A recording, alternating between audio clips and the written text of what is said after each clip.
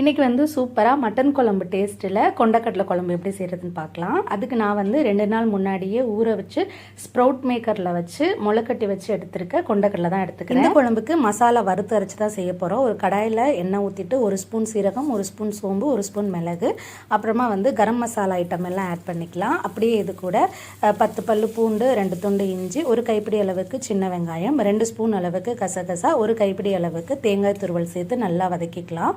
அப்படியே இது கூட 1.5 ஸ்பூன் மிளகாய்த்தூள், ஒரு 3லேருந்து 4 ஸ்பூன் அளவுக்கு மல்லித்தூள், கொஞ்சம் போல் மஞ்சத்தூள் சேர்த்து நல்லா வதக்கிட்டு அதை தனியாக ஒரு பிளேட்டில் எடுத்து வச்சுக்கலாம். இப்போ அதே கடாயில் கொஞ்சமாக எண்ணெய் சேர்த்துட்டு ஒரு 3 தக்காளி போட்டு நல்லா வதக்கிட்டு அதையுமே எடுத்து வச்சு இது நல்லா ஆறுனதுமே மிக்சி ஜாருக்கு மாற்றிட்டு நல்லா ஃபைன் பேஸ்ட்டாக அரைச்சி எடுத்துக்கணும்.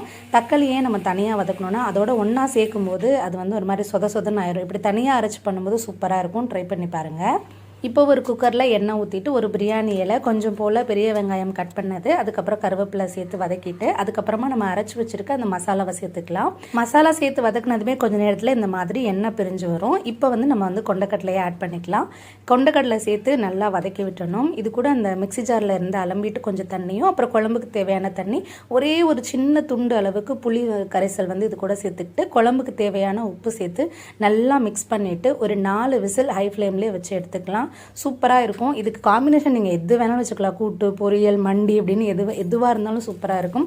அதை விட பெஸ்ட்டு காம்பினேஷன் இந்த அப்பளம் பொரியல் அல்டிமேட்டாக இருக்கும். இது கூட ஆம்லெட் கூட ரொம்பவே நல்லாயிருக்கும். 4 விசில் ஆனதுக்கு அப்புறமா நான் ஓப்பன் பண்ணி பார்க்குறேன். அவ்வளோ சூப்பராக இருக்கும். நீங்கள் மசாலா வதக்கும் போதே மனம் கமகமன்னு இருக்கும். கண்டிப்பாக ட்ரை பண்ணி பாருங்கள். மட்டன் குழம்பு பீட் பண்ணு தானே.